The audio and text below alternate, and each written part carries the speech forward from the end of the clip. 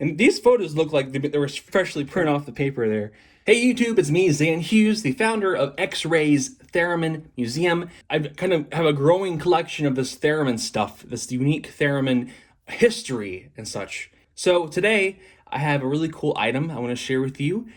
This is the first time I've ever opened this up in depth. So this is going to be a whole new experience for me as well. All right, so inside this packet, we have a couple of things. I think we have documentation of some sort of credits.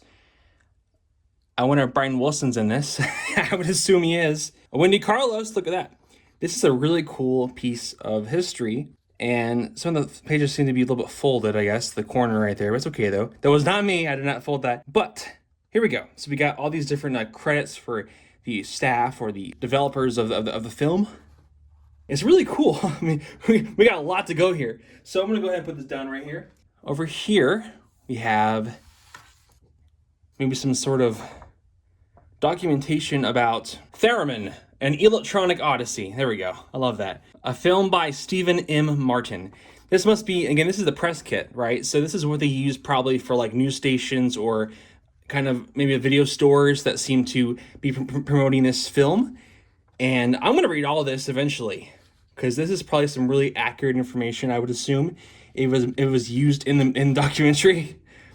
So yeah, this is so much fun. I'm having a big blast right now. Wow. So a lot of information about Leon Theremin and the invention of the theremin. What is a theremin? That's a good one. So now I actually have some really really genuine information I can use to maybe share the theremin with others accurately. Claire Ruckmore, the world's greatest theremin virtuoso. Close collaborator and longtime romantic interest of Professor Theremin, yes. Let's see. Oh, Brian Wilson. Yeah, Brian Wilson. Yeah, heck yeah. Sadly, he passed a couple months ago. But in memory of him, Brian Wilson, founder and leader of the Beach Boys. I'm picking up good vibrate. Pop group, one of the most influential figures in post-war popular music. His album Pet Sounds was a major influence on Paul McCartney. I think that's true. And his worldwide hit song, I'm picking up... Stop. Good Vibrations.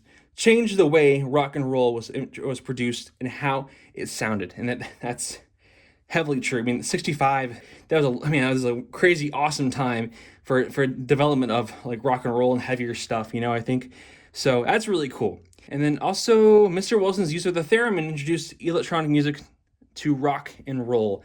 It's never been the same again. Remember, Good Vibrations was released in 1966. That is pretty impressive. Brian Wilson is, of course, my favorite. Theremin Odyssey here, award screenings, different things here that are talked about, some sort of Tokyo Sundance film of some sort.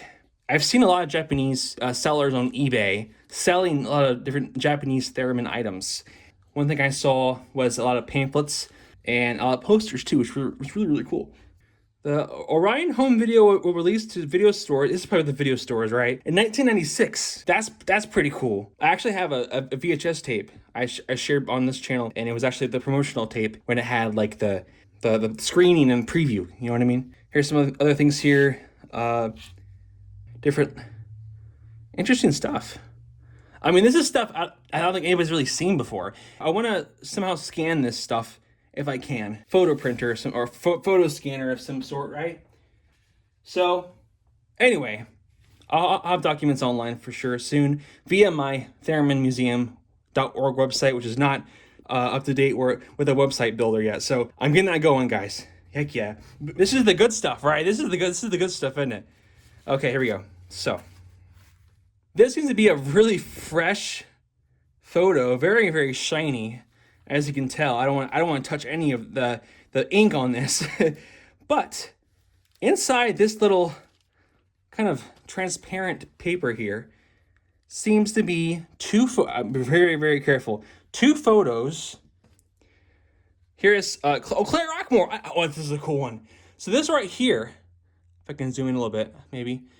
This right here are these kind of theremin, same with the press kit. I think it's kind of advertising what's coming for this documentary, what's going to come up and what's going to be a thing, So this right here is Leon Theremin, both Leon Theremin.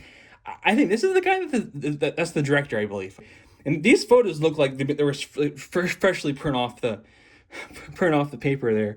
And this is Claire Rockmore, of course, a very classic photo. And that's really unique. This is a unique photo because I've never seen this photo before. Claire Rockmore, I believe it's the director, Stephen M. Martin, a writer, producer, and director. Yep, so that's awesome. These are really, really high quality prints. So there should be nothing on the back, I don't think.